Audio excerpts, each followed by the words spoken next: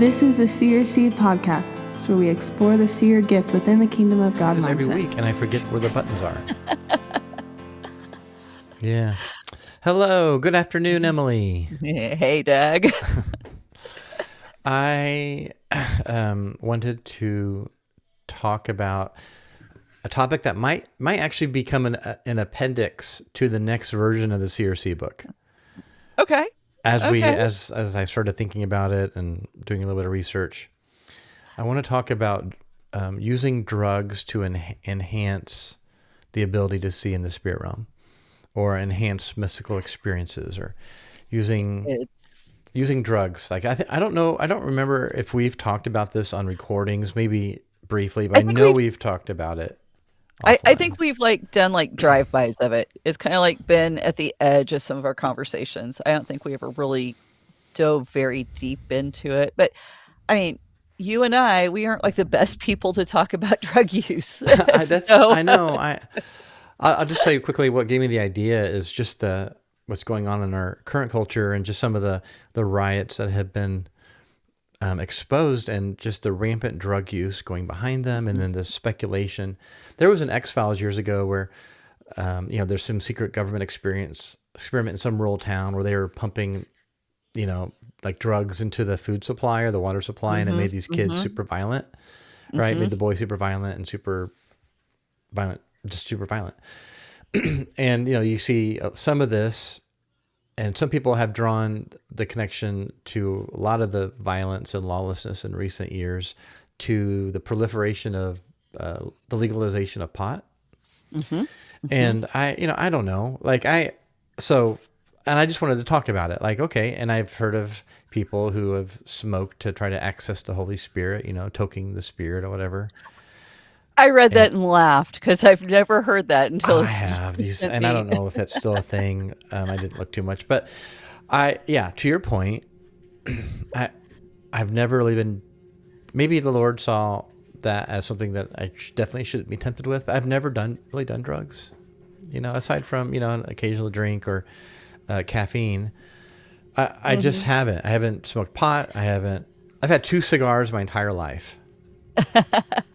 I refuse to acknowledge caffeine as a drug. Okay. I just refuse. It's kind of a joke, but I could be wrong, but my caffeine is my drug of choice. Exactly. But I'm with you. Occasional drink, smoking's a thing. I love a good cigar. I mean, I won't lie about that one. But when I was a teenager, my dad, he said, "Do you know about drugs?" as he's breaking kindling for our fireplace, but with his bare hands. And I said, "Yes." And he goes, "If you do them, I'll kill you." And your dad? Yes. I didn't know him personally, but from what I understand. When he said something like that, there's always a little bit of, he might do it. He actually might do it. So, and why was he so strong on it? Why was he so strong on that? Well, there's pretty good evidence that he was working with some government programs that involve some drug experimentation. And like that X-File episode? Yeah, something like the X-File episode. So I'm telling you, people, the X-Files, I don't know, a lot of those episodes are real, or they're telling something that is adjacent to reality. We've talked about artists and inspiration, and artists being prophetically gifted, and also evil's brazen.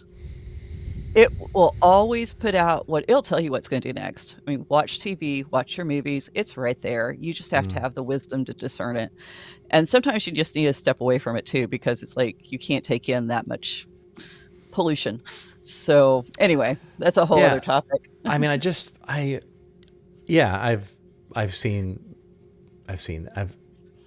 heard people talk about that. They're going to tell you what's coming, Always.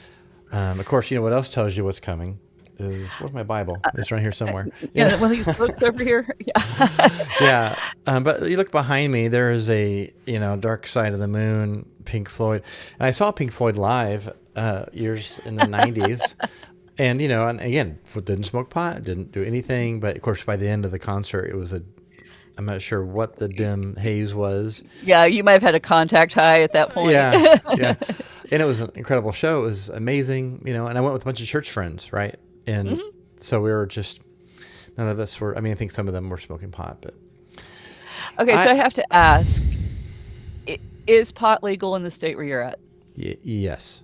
Okay. Oh, yes. Okay. It's everywhere. Particularly the next town over is Eastern Illinois University. It's Charleston, Illinois. The whole town smells like pot. There's a giant pot store right in the middle of town, and the whole town smells like marijuana. I don't find it pleasant. I don't find it a pleasant smell. See, and I do. I really do like the smell of it. Never smoked it. Can I say I like the smell of cigarettes? I like the smell of cigarettes. Right? Smoking none of us in our family smoke, and it's been illegal to smoke indoors in restaurants for years in this state. But I remember sometimes Amy would come home from a restaurant, and she'd have a little bit of smoke in her hair, and she hated it. I'm like, I kind of like how it smells. But nonetheless, no, it's fair. But like a lot of it is the vaping now, right? It's this, is it? And so, again, I'm ignorant when it comes to this. I've studied this a lot, so I'll correct you if you're wrong. All right, tell me about it. Like, is it more intense? Is it the same kind of pot that your grandparents smoked? Absolutely not. Can I tell you a quick aside? Yeah, it's kind of funny. I like watching on YouTube these their First Amendment auditor videos and there's this one guy where he stress tests the First Amendment by recording in public, which you can record in public in the United States. People don't like it. So what he does is he stands on a sidewalk outside of a pot store, and he just records it. And invariably the cops get pulled, the cops get called. And he jokes like, we live in a society where 10 years ago, potheads would never call the cops. Now they do, And the cops are like, oh yeah, this is legal, and they leave, But it's, yes, I don't know. Tell me about it. Okay, so everybody around here, I say everybody, a large percentage of the population around here suddenly develop medical problems in order to be able to smoke. And even those who don't, quote, have medical problems, they're getting it from people with their medical cards. It happens all the time. I know so many people, family members, friends. And I have seen people who had not touched any pot in decades. And when it became legal, trying it, matter of fact, one gentleman tried some in front of me because he wanted to see what it was like after all these years, and he literally coughed his shoes off. Oh. And when he regained his breath, he said, that's not what I had in high school. Oh. And by volume, so in the 70s, 60s, when everybody started, it was 2 to 3% THC by volume. And now there's some reports saying it's up to 30%. It's more 15 to 20% by volume, but there are some strains that are stronger. And that's the chemical that gives you the high feeling or whatever. Yeah. Yeah. And then you've got dabs and wax and resin, and those are all even more concentrated with up to 90% THC per volume. And it's just like, it's insane. So now we're going out of the realm of, hey, let me have some to relax and just kind of chill out, which is what most of my friends, my Vietnam friends, my biker friends, when they would talk about doing it, that's what they did it for, was to chill out and relax. I had a girlfriend in high school who had been in a car accident or something, had terrible back pain, and had to use illegal pot, which, she smoked, and it's the only thing that made her back pain go away. So, I don't have, I'm not criticizing drug use. Like, I can tell you my experience with a very intense drug, if you want to hear it. But like, it wasn't an illegal drug. It was a prescription. It was my kidney surgery, my kidney donation surgery. And there were complications, and it was painful. And I can, to this day, this has been 7 years ago now, or however many years, but to this day, I can remember the warmth that hit my arm, because, it was an IV, and it flowed through my body. And and it would wear off every 2 hours. I'd hit the little button every 2 hours. The nurse would come and give me another dose. I heard it took care of the pain, but I could see why. So, like, in our area, yes, pot's everywhere, but the illegal drugs are still rampant. Meth is huge in rural America. I don't know if it's huge in the city, but fentanyl, it's horrible. Yeah. Yep. Yeah. And matter of fact, because we are outside of a college town here in Tahlequah, and there's a place in downtown where you can get an Narcan. They're free. They're handing it out because ODing is so common with the meth that's laced with the Sure is. fentanyl. Wow. It's bad. So yeah, and like you talk about that, I had kidney stones when I was pregnant, and man, they put that oh goodness, Demerol in my Mm. IV, and I remember that feeling like I could tell you where every vein in my body was because it Hmm. just hit, and it was amazing. And yeah, and as far as like for medicinal use, I took care of my mother with Parkinson's for 4.5 years. We used it with her. It was so helpful. I have a pastor friend who has trauma-induced epilepsy. It's Hmm. the only thing that works for her.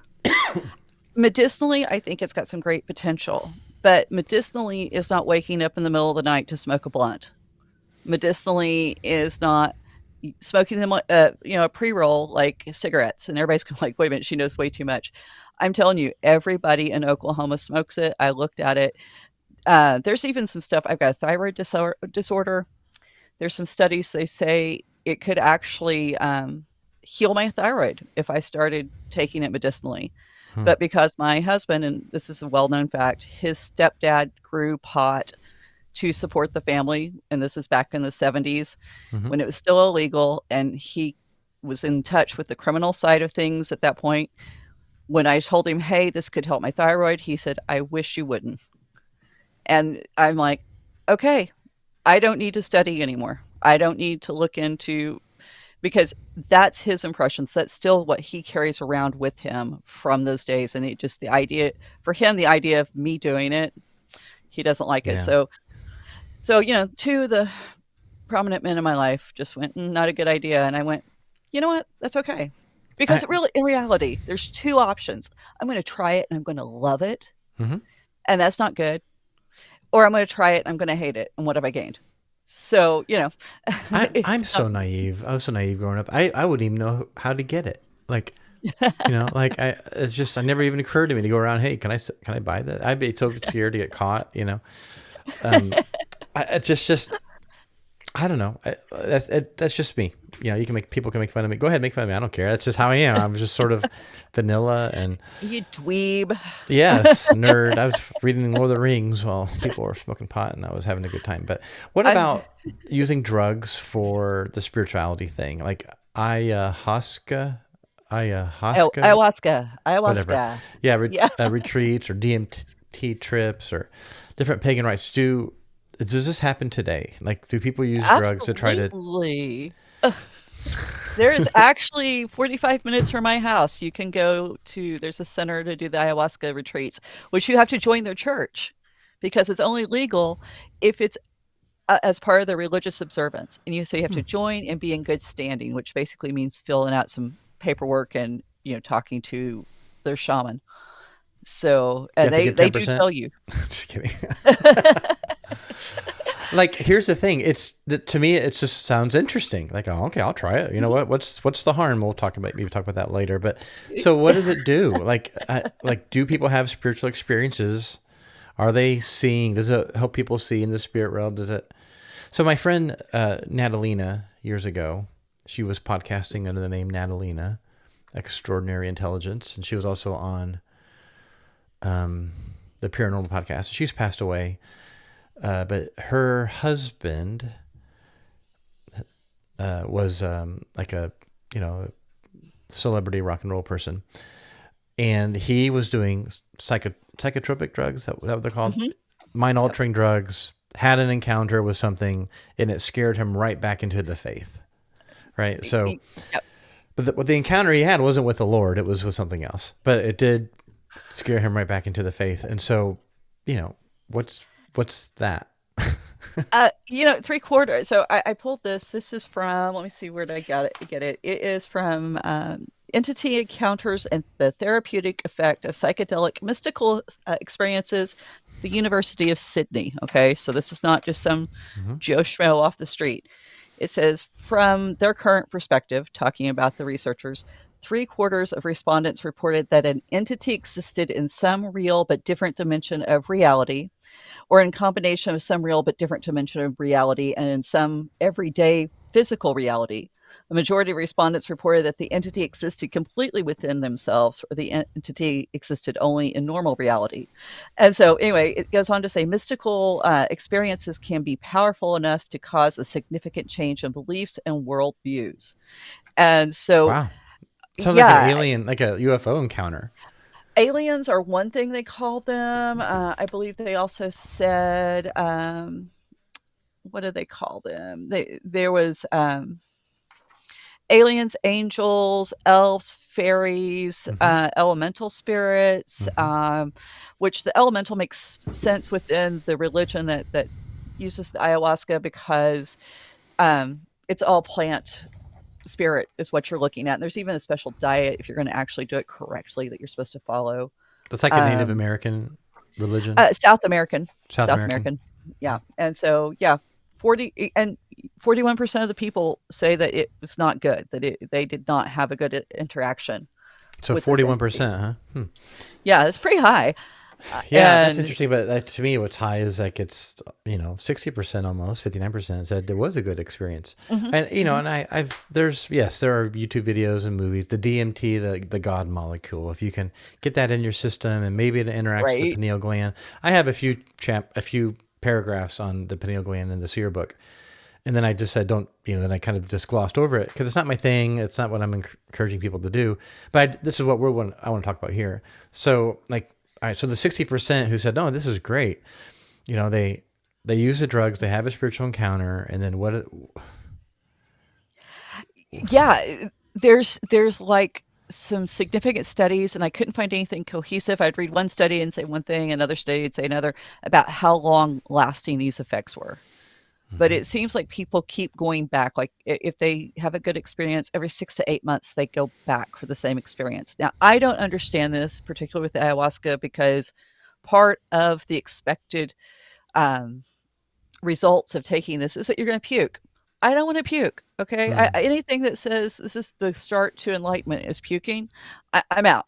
So, but so you're consuming it and it's changing how you're interacting with, how your brain's interacting with the physical realm and the spiritual realm, I guess. Yeah. And your body's like, no, this is poison, and you throw it up. Yeah. And now, in all fairness, DMT is found at some level in a lot of natural compounds. So I don't think it's all bad. But taking it that high of a concentration is where the issue is. It's out of balance. I mean, sassafras tea. My grandmother kept sassafras tree roots in a little pan on the stove. It's this very particular pan that she used to boil that, and we would have sassafras tea. That's got DMT in it. Never knew. I just knew she drank it before bedtime to help calm and soothe, and probably to deal with my grandfather, who was a Southern Baptist preacher. But anyway, it was one of those things that it is there in a lot of different plants naturally. Sure. But why are we doing it? Why are we using it? Is our intent to try to contact this greater part of ourselves, this more enlightened piece of ourselves, or are we trying to contact the spiritual realm, some other God? I think intent has a lot to do with it. Intent, yeah. So then, like shamans, for instance, they'd be using drugs to go into some sort of trance to do something. Do something. Shaman, by definition, they actually invite spirits to come and inhabit their bodies. A lot of people don't realize that. If you go back to the earliest shamanic religions, that's what they're doing. They want the spirits to possess them. And so when we start talking about spirits possessing someone, this is totally against anything biblical, Christianity. We don't go there. So yeah, because I think it does make it easier because all of your defenses are down. You've got nothing protecting you that God gave you to protect you from that spiritual realm. And we speculated, you've speculated that the guy with Legion in the Bible, we'll get to the Bible, the biblical testimony about this topic here in a little bit, but that Legion was maybe a shaman initially, and that's how he got so inundated with the Mhm. spirits. Yeah, I think it's true, but There's clues. I I mean, there's clues, there's hints in the scriptures. You yeah, know, that's that is one potential narrative that fits the clues, right. and I like that idea. I And mean, I think it does beautifully. I think it offers a different perspective to look at the story through. I'm not, if somebody says, "Well, I can't support that biblically." Okay, yeah, the Bible never straight out says it. I'm fine with that. I'm saying here's a possibility. I'm not saying it's biblical, but I am saying it's not biblical. Yeah, yeah. So, A lot of people in our last episode did not like the idea that Christians might be able, like curses from witches or whatever, could impact Christians. And then oh yeah, somebody on Facebook just posted this long testimony about how a missionary went to Africa somewhere, and some witch doctor, some shaman, just like, I couldn't, all my powers didn't work against him or whatever. Like, okay, fine. I've heard that story too. It doesn't negate, Mhm.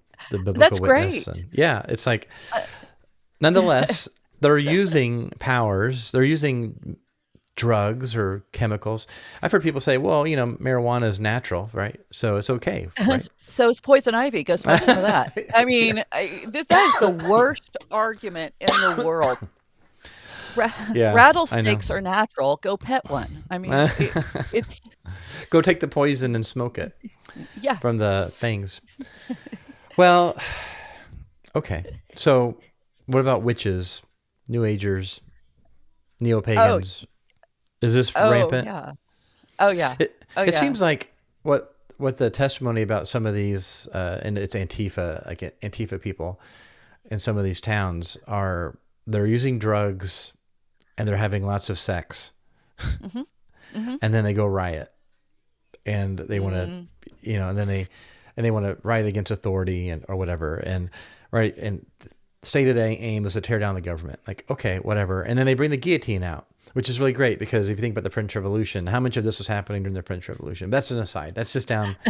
That's just down a different rabbit hole, rabbit trail. But like they seem Um, very anti-Christian, and like a lot of mhm. this violence is coming out against Christians who are suddenly becoming more bold, standing up for elements of Well, the faith. we've just taken away our inhibitions. We've just taken down that little bit of propriety that may have been residing inside of us, and we're letting our minds and bodies be used by these evil forces that we've invited in. Oh, like a And so, of puppet. course, violence is going to be a part of that. I mean, when has Satan ever shown up that hasn't been violent? Yeah, I mean, that's yeah, so. Yeah, it's definitely, and a lot of times you'll if you look at the witches stuff, that what their testimony is, what they're putting out there is, you use this herb and that herb, and I mean, marijuana is not the only herb out there that will give you a high. And I do a lot of foraging. I love being out in the woods. Anytime I find something that I can bring home and serve my family, that's great. But there are lots of plants that I've noticed in these different concoctions. I hate to use the word potions, but that's really kind of what it is, that they come up with that have psychotropic effects, psychoactive effects. And I've got some of those growing in my yard right now, just to be honest. And if I decided that I was going to try to contact the dead, I know exactly which plant I would use. And the thing is, I grow it because it's a beautiful flower, not for any kind of ritual yeah. purposes. So I have something kind of funny that comes to mind. Speaking of, the Bible doesn't say so, but the Bible also does not turn it down. Cain offered a burnt offering Oh, of plants, plant. fruit, Okay. Okay. and then responded with violence. Just saying. Okay, That's funny. I follow. I see the thread. I see what you're doing. I don't know if I can go there. I Man. know, but it's just really funny. This is how wacko teachings, someone's going to take that and go, Doug says this about Cain. Maybe this little clip, and this is going to be Yeah. just that. But that's kind of funny. It made me laugh. Yeah. It doesn't actually say he burnt it. It just says he offered it. So there. Yeah, God, I'm I'm looking at the thinking it's scripture. probably something he used for sustenance, not enjoyment. Yeah. Anyway, that's kind of funny. But okay, so the witches. So there is something to using drugs to enhance your ability to see in the spirit realm. All right. Is that scriptural? Is that this throughout history? So I did a little bit of looking. I did a little bit of searching because I was curious if there's any evidence, and it's hard to find evidence from thousands of years ago because it's a long time ago, and a lot of stuff isn't preserved. It's amazing how much is preserved on this. It's amazing in the last 200 years what has been discovered. So there are in ancient Mesopotamia, which would be Assyria, Babylon, Sumer. There are cuneiform ritual texts that prescribe burning incense in temple and divination contexts. And so the smoke was thought to carry prayers to the gods and create a liminal atmosphere for visions. That's kind of interesting. Yep. All right. So what? It's just incense. Well, incense could include opium, mandrake, henbane, which has a substance in it that can produce hallucinations, and cannabis-like plants used by priests or physicians for incantations and fumigations. I was like, wow, when I read that, like, they could burn this to try to invoke trance-like states for prophecy or shamanic healing. Yeah. That's thousands of years ago. Yeah. Asclepius they used it in his worship of him in Greece. And Jesus, whenever he heals the man in, is it John 4? I don't have a Bible right next to me, but he was waiting by the pool for the water to be disrupted. A scribe sometime later added that an angel of the Lord stirred the water. It was not an angel of the Lord. It was the god Asclepius. So I guess originally an angel, but whatever. That's a whole other rabbit trail. And so, but they would use specifically goodness. Now my brain went off track. But yeah, morphine from the poppies. Morphine's named for the god Morpheus, too, the god of sleep, where they would go in and they would let them sleep. They'd have this incubation time where Asclepius. Hang on. Wow. So morphine is related to the god Morpheus, the god of sleep. Huh. Okay.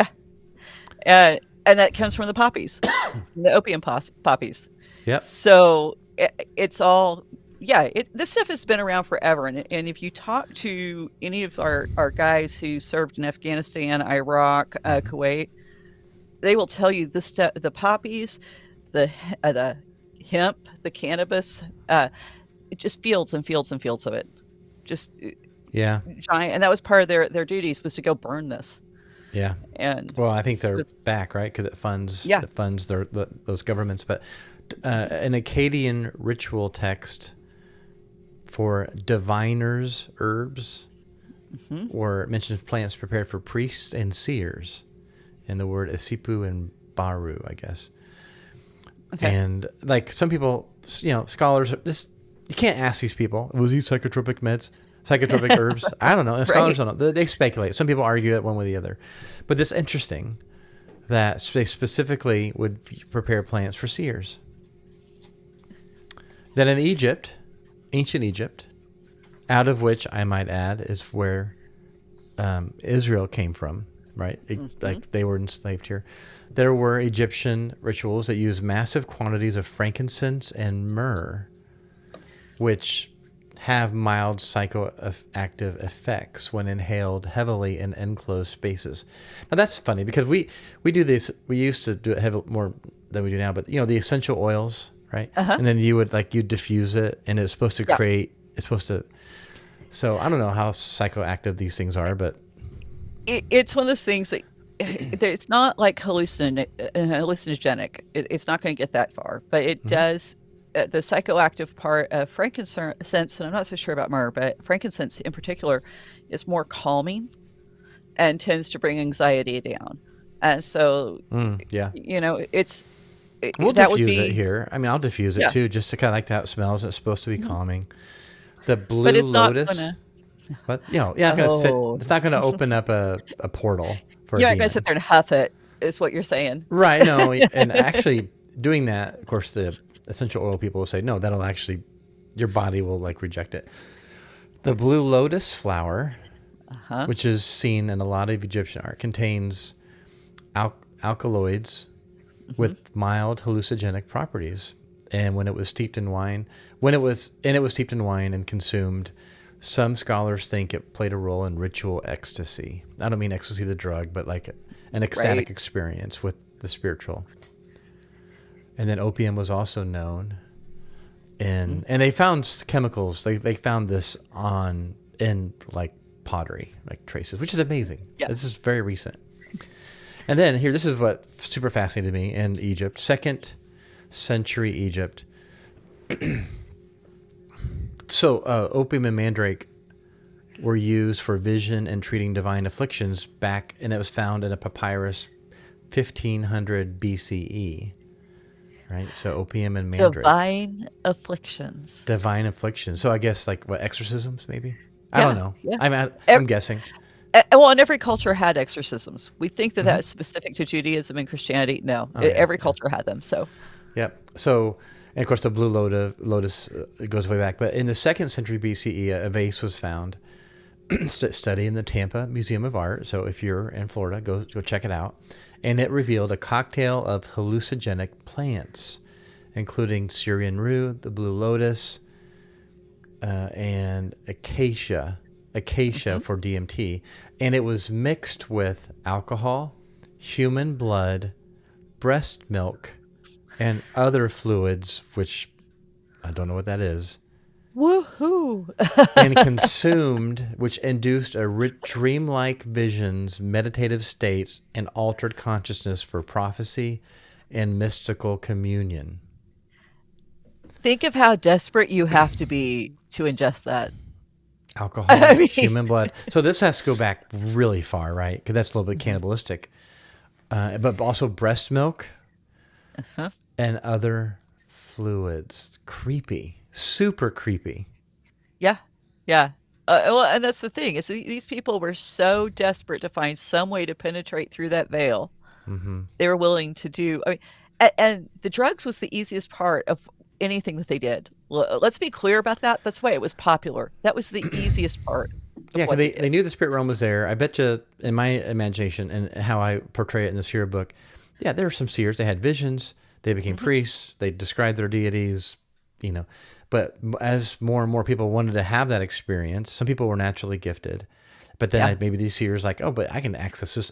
Because we've talked about how this ability, this gift comes and goes. The strength of it ebbs and flows. And if it's ebbing, like, I really need a vision, and the king's coming to me, or someone's coming to me, they're paying me money to get a vision, and I'm not seeing anything right now. So how about I take a drug and then I can see something, or potion.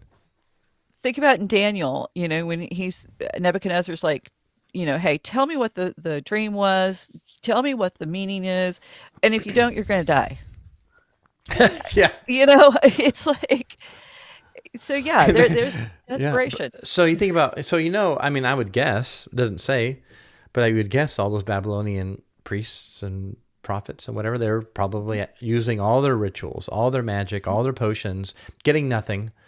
And so what he did is like, hang on, don't kill us, just hang on, give me a day. Then he had his friends praying, and not cutting themselves, Yeah. not beating their heads on a wall, not fasting, not none of the ritual, just sitting and waiting for God. How revolutionary was that, and what a great testimony it was to that nation and culture. I mean, that's right there is the key, right? Because you're assuming that these other, these pagans were using all the tools of their trade to not die. And then Daniel's like, pray to the God of heaven that I get the interpretation. Ask God. Yeah. Like, and he was already literally sensitive. something. He knew he was sensitive, and apparently he didn't see what was going on. I have to study that more. I have not prepared for that, but Well, let's look at the biblical record too. Is there any hint in the Bible of incense or chemicals maybe being used to enhance spiritual activity? You know, it kind of depends on how you read it. But I know It's you had how, some yes. you had some good notes. This depends on how you read it. Exactly. I would agree with it. So, of course, in Exodus 30, Yahweh gives the formula for his incense. Yes. And apparently different deities had different formulas that the priests could like burn, smell in the temple, which created sacred space that represented their incense. And if you study Greek mythology, like certain plants, Apollo, I think the laurel was sacred to him. Is that why he wore it on his head? Yeah. And there were different plants that were sacred to different deities, and most of them at least had one plant. So, yeah, they would all have their own little. This is what you burn or you eat or drink to summon that specific god. Now, cannabis supporters looking for biblical justification to smoke it today say that you could interpret I can't speak Hebrew, cannabism, which is translated as sweet calamus or aromatic cane, to refer to cannabis because it sounds similar. Like, I don't know that that's how languages work. No, they don't. But, okay, even so, we're going to get to, does that justify using, so let's just imagine the priests were using, like God granted them this incense to help them engage spiritually. I don't think that follows because the priests weren't trying to have visions. Right. They were just creating sacred space. Exactly. The priesthood and the prophetic classes were separate, distinct classes, and there's a reason for that. Yeah. A few people would have vision, not very many. Typically, I mean, they would, the cloud, the Lord sometimes would come and, they would sort of fall over, have an experience, but it doesn't suggest the incense is what's causing the experience. Now, some people, materialists, are going to say that's what it was. But there's not enough psychoactive properties in these. So I kind of reject that. But if you want to accept that, fine. It doesn't. And the other thing to remember, even if they were using that in the temple or the tabernacle, it wasn't the same volume of THC as what we're seeing in plants today. And if you've just got it diffused over a room, it's going to be what I would consider a pleasant smell. So not bad. like it was meant to create a smoke cloud for divine communion. Well, does that mean that you can access God because you can smell it? No, it's because you couldn't see God and live. So you needed smoke to veil. The high priest would go into the Holy of Holies and do the thing, and then if the Lord would show up, then the high priest wouldn't die, right? Because you couldn't see him. So anyway, but some people argue it. Other people, this is funny to me. People argue that manna was also a kind of fungus that included an acid called lysergic acid amide, which is a precursor to LSD. Right. And so, look, its appearance as frost or resin, rapid spoilage, preparation a certain way would suggest it could be this the manna and showbread could be this miraculous food, this bread from heaven, this angel food, which might mean that it's triggering a mystical experience. I don't think that follows. No, they still had to function. They still had to, they couldn't be high the whole time, and they did. I don't remember the details, but it's not like you could do drugs every day, like every day and survive. Right. Like, this is supposed to be a nutrient, Yeah. And people argue too that the bread of the presence was also, but also supposed to have psychoactive. It doesn't make sense. I don't think it makes sense. But just so you know, just so the listeners know, some people make that argument. Yeah, and if you aren't familiar with ergot, during the famous witch trials in Europe, particularly, it's believed that those were caused by an overabundance of ergot in the grains that they were putting in their bread and eating. So I remember that. Sometimes that's sometimes you'd have whole towns have like an ecstatic ergot vision. poisoning. Yeah, and it was probably ergot poisoning. It wasn't actually the Virgin Mary appearing to the whole town. It was, it was. And now I'm not saying that couldn't happen. Okay, I'm just saying that generally speaking, whole towns having hallucination was less than a spiritual experience and more food poisoning. Well, and you said something in there too that really kind of rang true with me. When the prophets talked about seeing God, it normally wasn't this big woo-woo event. They actually just talked to God. Yeah. The ones Yeah. who were taken up into heaven and had this mystical journey, that's very rare. Like Ezekiel, Daniel, there's some stuff in there. But then Paul talks about being caught up in the third heaven. These are exceptions, not the rule. Most of the time, God just showed up and had a discussion with these folks in the form of the angel of the Lord. So yeah, people do think, some people speculate Ezekiel or Isaiah as their vision when they go to heaven. That may have, but there's no hint in Scripture that they were hallucinating or that they were using a drug. It's just like they were taken up. Most other people are just sort of hanging out, minding their own business. And suddenly, like Daniel, poor Daniel was just hanging out by the river. Maybe he was fishing with some of his friends. And, here comes this angel. Yikes. Or Gideon's, he's threshing wheat, Yeah, or Abraham, he's just like he had all these visions. Not visions, he had all these encounters. So it's interesting. So the priests, to me, so some scholars are saying, oh yeah, the priests are burning this incense having an encounter. Well, priests today burn something in like Orthodox traditions and other traditions, and they're not having spiritual encounters like that. They're just creating sacred space, sort of symbolically, or I think maybe Orthodox might say literally. So a couple other points. I'm not impressed with these arguments. Mandrakes are mentioned in Song of Solomon because it has mild aphrodisiac principles or properties, and maybe can trigger anyway. But what Isaiah does is, in Isaiah 28, he criticizes prophets for reeling with wine. Yeah. So maybe they're using, I don't know, like I've consumed alcohol and not had a spiritual experience. Like it numbs. Yeah. It numbs. Yeah. Now, maybe there's chemicals in their wine that they're drinking that might do it. Or maybe it's bad wine, and then they have... But he's like, no, you guys are drinking way too much. It's leading to... Hosea 4 is leading to impaired judgment. So Euripides actually says this about wine. It says, there's no other pharmacon against troubles and to bring sleep poured as libation to the gods. It is a god itself. That's what he says about wine. There's a verse I think in the Psalms, and I didn't prepare it, should have, but it loosely translated says, God gave wine to make the heart merry or something. Yeah, you can. Okay, but then but if it controls you, next thing you know, you're right. You can't hardly do a Jewish feast without wine. There's like the Passover. I think there's 4 cups of wine that are served, and everybody's supposed to drink their 4 cups of wine. And there's debates on how much should be in that cup.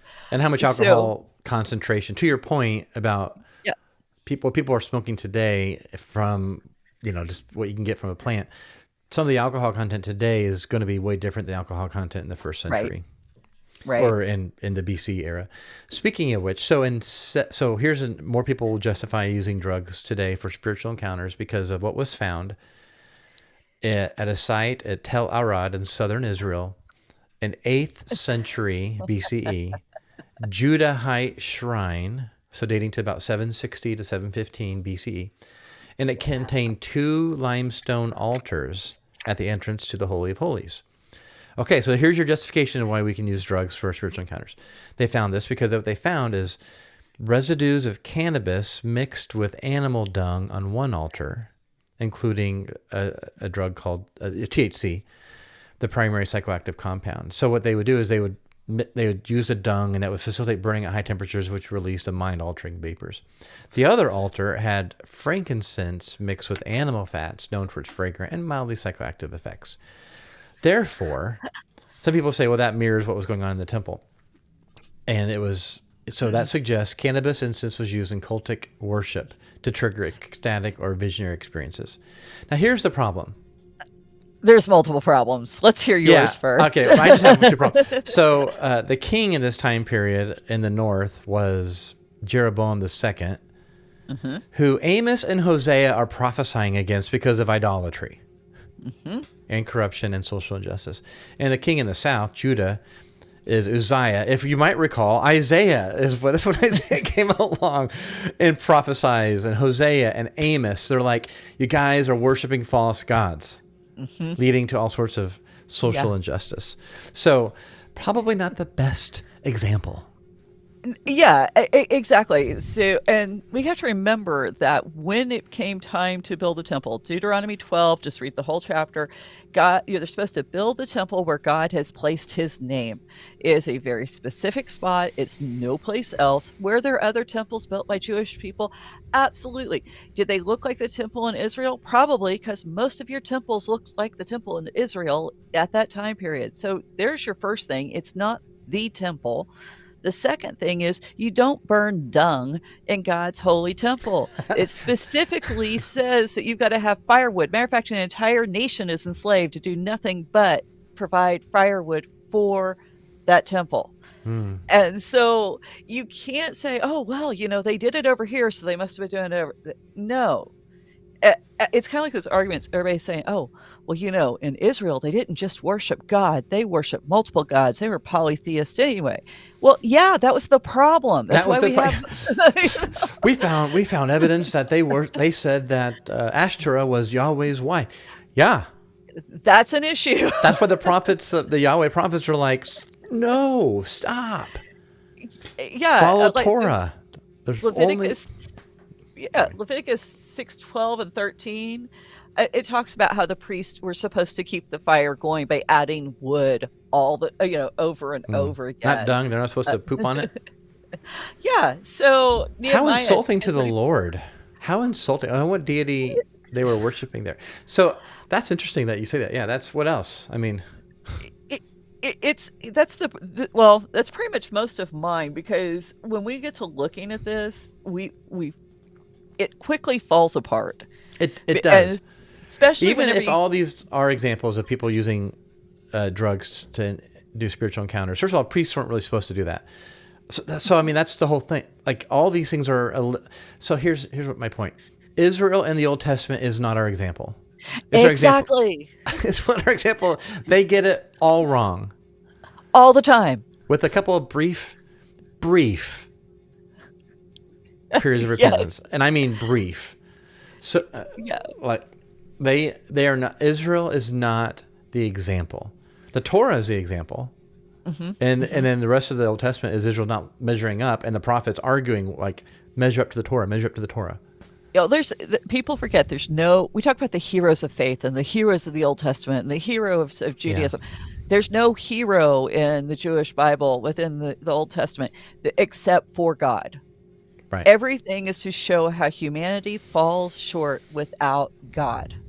And I said measure up, and that was a bad choice, I should say. But anyway, okay, go ahead. Yeah. Sorry, I just want to correct that. The thing is, if we don't realize that we need God by reading their stories, then we aren't paying attention. We're imposing a bias onto the text that we shouldn't. A lot of people had faith, but the nation itself... Individuals had faith. Yeah, individuals had faith. Even if they were terrible people for most of their lives. There were some death... I shouldn't say deathbed conversions. There were death pillar conversions where, Samson converted at the last second. I just got through going over Samson's story, like, in depth with a fine-tooth comb, and the guy is just pretty much a jerk. I mean, he's awful. And people get mad at me for saying that, and I don't know why. Well, he's in the heroes of faith. Yeah. Yeah, because he had faith, not because he did everything right. Yeah. I mean, there's a difference. So, okay, I get so wound up on that because people are so quick to say, well, it's in the Bible, so it should be okay. The Bible does not tell us what should happen. It tells us what did happen. And so... Yeah. It's the power of the Bible is the narrative. The power is the story or the news. An earlier version of my notes I sent to you had a verse here, had a verse there. And then as I thought about it, I thought No, it's the narrative that is the story. Literally, Yeah. I mean, I'm just said the story is the story.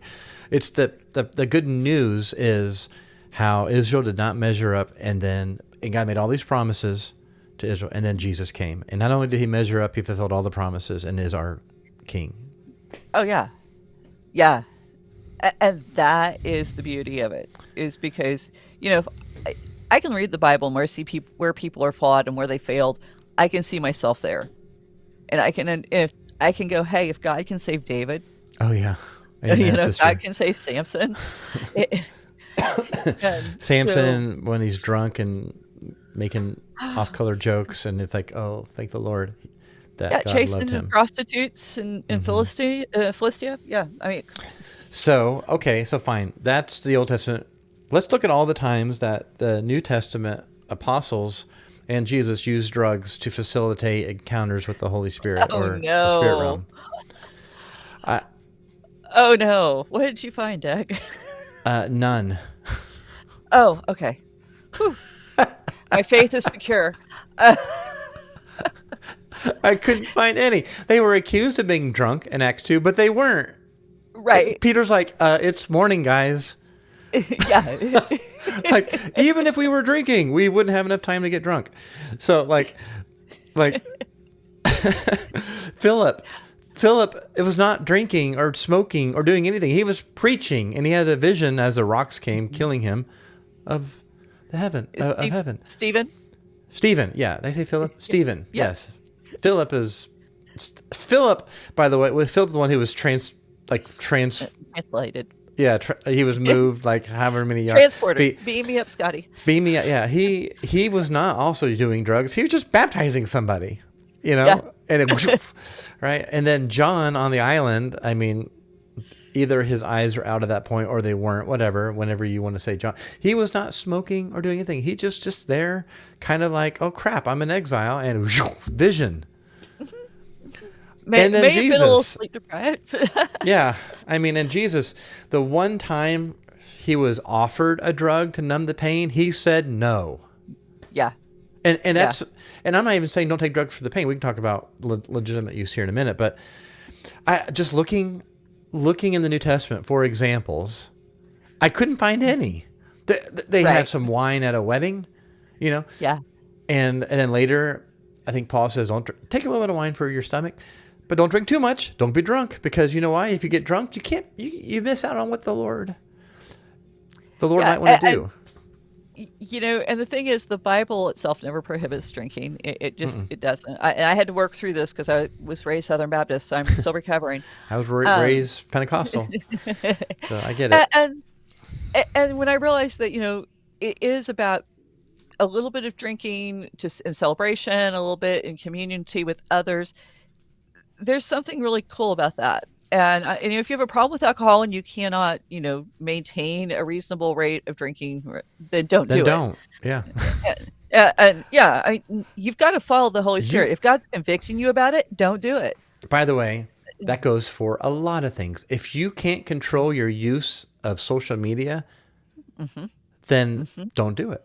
Like, you have to control. It can't control you, and that goes for caffeine. It goes for I said caffeine. It goes for alcohol. It goes for anything. If it controls your favorite you, chocolate. then it what? You know what? Then becomes then you're a slave to it, and that goes. Yeah. You have to control it. So, control versus surrender. That's what it comes down to. I think like drugs puts control of accessing the Lord or the spirit realm in our hands, but true prophecy is surrendering to what God wants to do and God's initiative. Yeah. And when your ability to see in the spirit realm is ebbing, or if, let's say, for those of us who aren't seers and you just go through a period of dryness and the Lord, that's just, I don't say that's okay, but just walk through it with the Lord. He's still there. And it's terrifying. I mean, like there's it's like this really big void opens up in your life that you typically, you're not used to having. And I get it. And there is a temptation to do anything to get it back, especially if you've been using it to kind of prop up your ego and gain some validation and some self-worth. oh, look at me, I can see in the spirit realm. And most seers I know don't want to be seers. They didn't ask for this. Mm-hmm. And when you've got somebody who's like using it as a way to, like I said, validate who they are as a person, then there's an issue there. And I can see God definitely saying, hey, we need to turn this off until you remember you're supposed to worship the giver, not the gift. And so, but even if that's not the case, and it's not always the case, sometimes it's just not a season where you need to be seen. Sometimes, for whatever reason, God's going to say, hey, maybe you need a break. Maybe you need to be focusing on learning a different way. Maybe you need to learn how to rely on him in a different way. Trust him to take you through that in the way and at the levels you need to be at. And, there's been times I thought, okay, it's never coming back. I'm never going to see another thing again. And then boom, one day it's like, okay, why did I want to see again? I did not. So it's, Yeah. it's a It's like- love-hate relationship.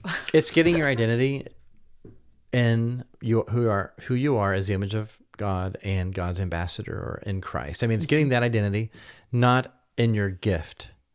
And Right. I struggle with that. Like Everybody does. We all do. Like oh, I'm really good at such and such. And whenever that was taken away, like, oh, I lost some of my identity. Yeah, you probably did. And yet your true identity is on a solid rock, not on the sand that gets washed away by Yeah. That's good. Yeah, put your identity on the rock, not on gifts that can be not on ministries that can be taken away, not on businesses that can be taken away. Like Zoe, my daughter, who is a really good basketball player for a 13-year-old, and we've talked about this. I don't think we've not recorded it, but and she injured her wrist at the end of the spring, and she injured her ankle at the beginning of basketball season. And so this part of her identity was taken away, and she turned it into an opportunity where she preached on it at school. Like, and she's like, no, and I was waiting for her to get depressed, waiting for her to go down. And she was, granted, more grumpy because here's the thing, being healthy, being physically active is a great way to not be grumpy, Yeah. and she was less active. She was a little bit grumpy. Now she's back at it.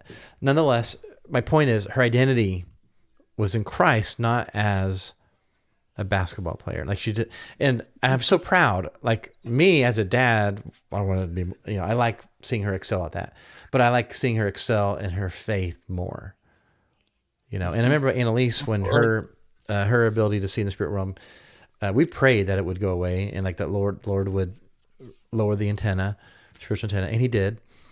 And then a few years later, she was like, I'm ready for it to come back because I really want to be important again. Oh. Yeah. And so they're like, whoa, hang on, you're important because so then that was our time to talk about identity, and the Lord will grant that, as I write the book, the Lord will grant that. It's been prophesied, it's coming back, but you have to stay humble. Your identity has to be in how you relate rightly to the Lord.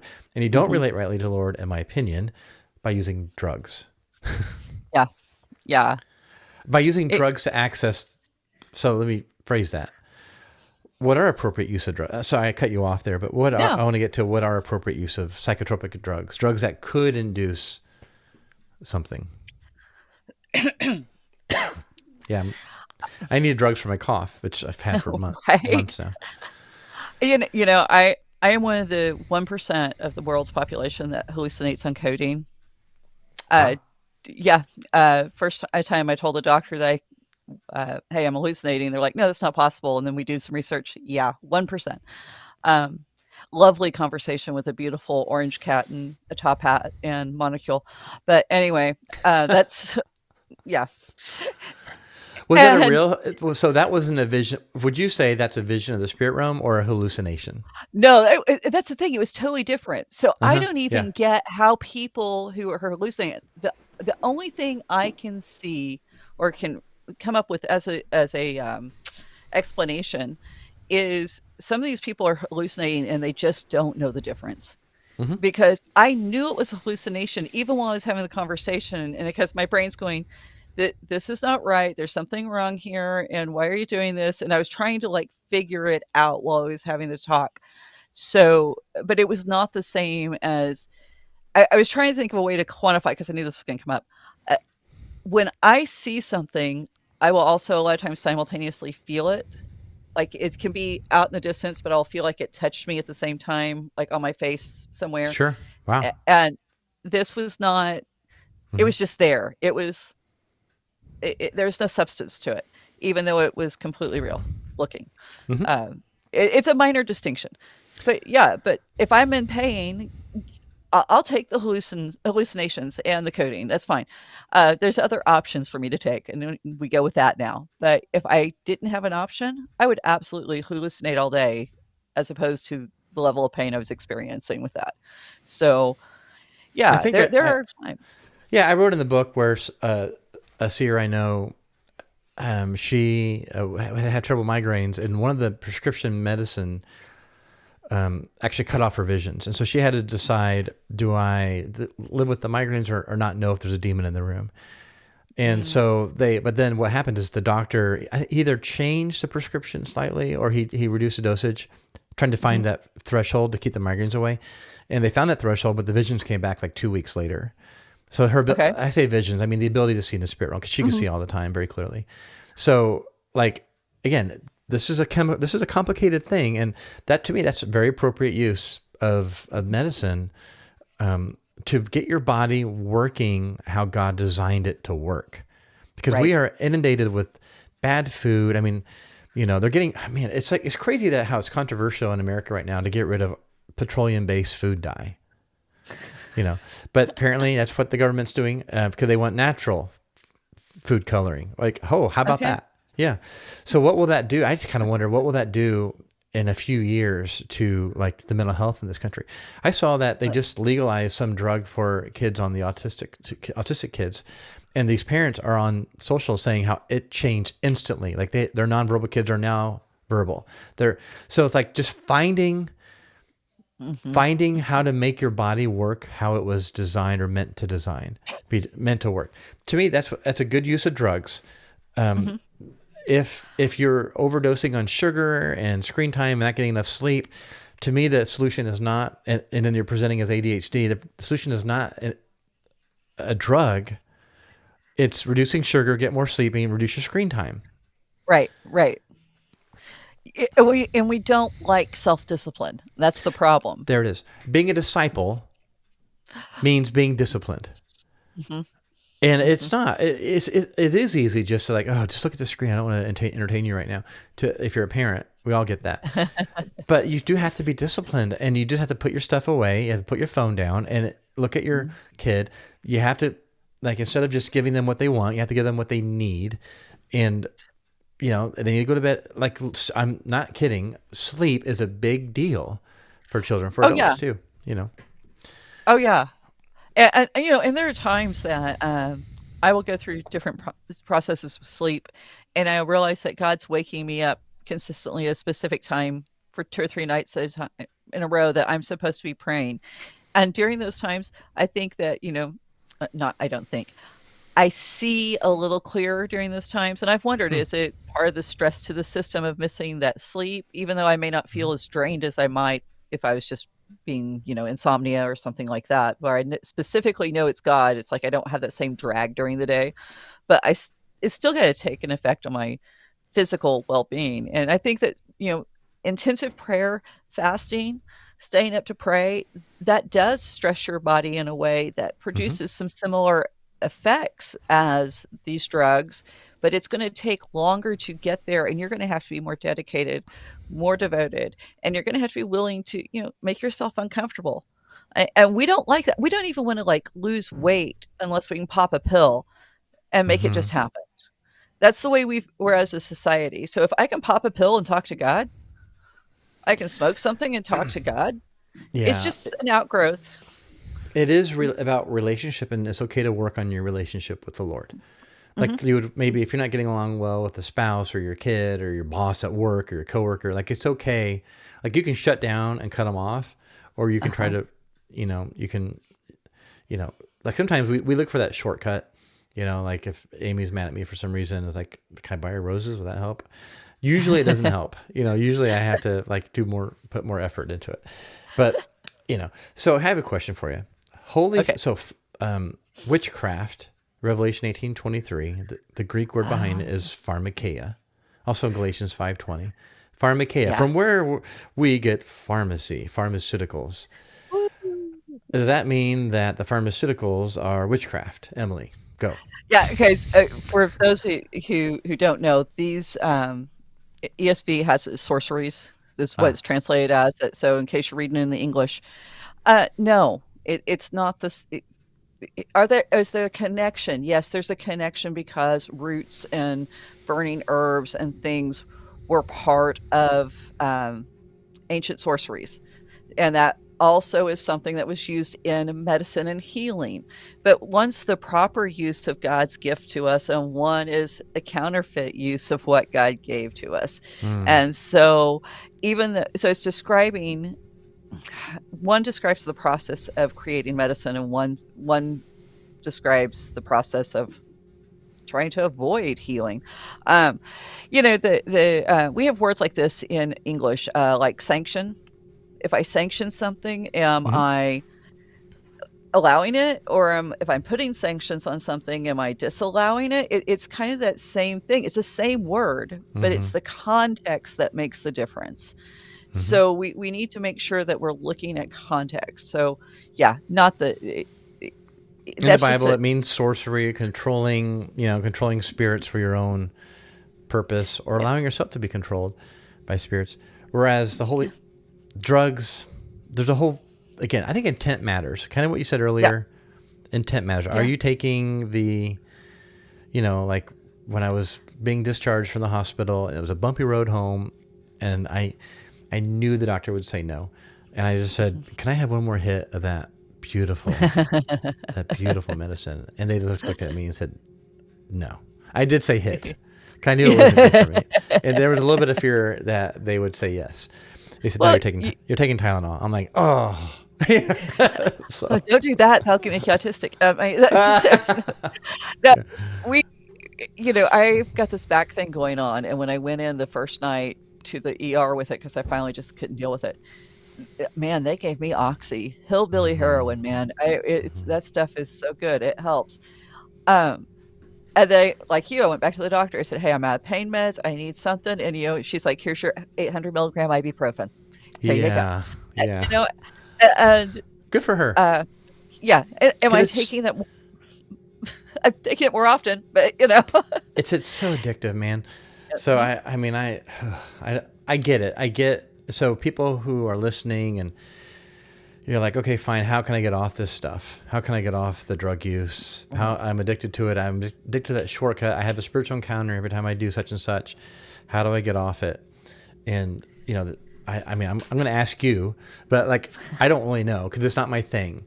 But what I think it would be read your Bible, pray every day, worship, intentionally and you're repent. going to find every excuse not to. I've walked through with addicts through recovery. I'm married to a recovered addict, as far as like cocaine, and my husband will tell you he's done everything. Okay, so I'm not telling school tales out of school. This is something that he and I've discussed, whether or not I was allowed to talk about his story. And a large part that he told me was huge. Number one, get away from the environment that you've created that makes using appealing, easy, habitual. Like for him, part of that was Hmm. actually moving out of state so he could get away from that place where he had family and friends who were also using, and trying to rebuild a life in a place that was around supportive people who would encourage him not to go back. Um, I'm going to be honest, I'm not a huge fan of the 12-step programs. I kind of really hate the whole, hi, I'm Susie and I'm an alcoholic. No, you're not. You're a new creation in God. Don't you deal with alcoholism. Okay, that's fine, but you're not an alcoholic. Again, that's not your identity. Um, Yep. so, I agree with that. There's different way. I know people who've been helped by that program, but mhm, to me, I'm not a particular fan of it for various reasons. But I uh, guess the point of it is do the work, find what yeah, works for you, because mhm, freedom is worth fighting for. yeah, And the yeah, Lord wants what He paid for. He fought for your freedom on the cross, mhm, and you can fight for freedom from whatever addiction is holding you back. Because there are true spiritual encounters, mhm. And you want and to have those. yeah, yeah. And to find out, you got to go to the depth of that wound, man. You've got to find out what is the wound that makes this so necessary. Because there are people I know who have tried drugs and went, okay, yeah, it was kind of fun. Not going to go after it again. They don't need that to deal with that injury, that pain that they're carrying around. And when you can get to the point that you're dealing with the real wound and walk with that pain with God's help to begin that healing process, then the addiction starts to break. And you've got to have accountability built into. And if you're married, don't make that person your spouse. No. Make it somebody else.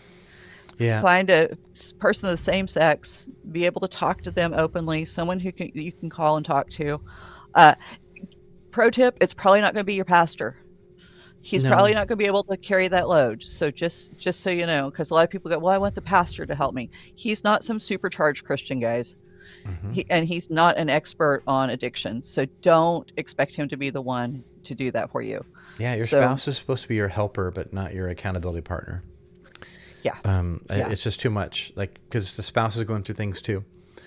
And the pastor has a lot, there are resources. The pastor might give you a resource. There are resources. I believe every church should have a resource guide of some sort that they can go to, that they know this counselor, this treatment program, that they can immediately refer to. I think that's just wise planning. Yeah. And so I'm a real big proponent of that. I don't think I'm going to say something really controversial. Pastors should not deal with any kind of issue that would take more than 6 weeks.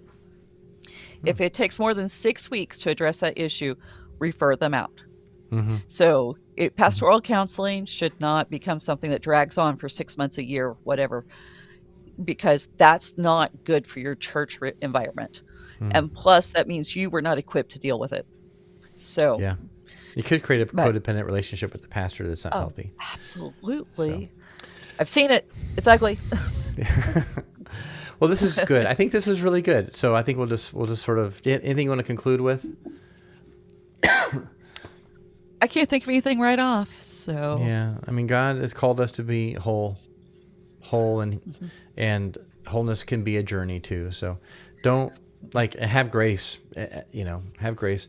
Pursue the Lord, and have grace for yourself and for others. Amen. Absolutely. Amen.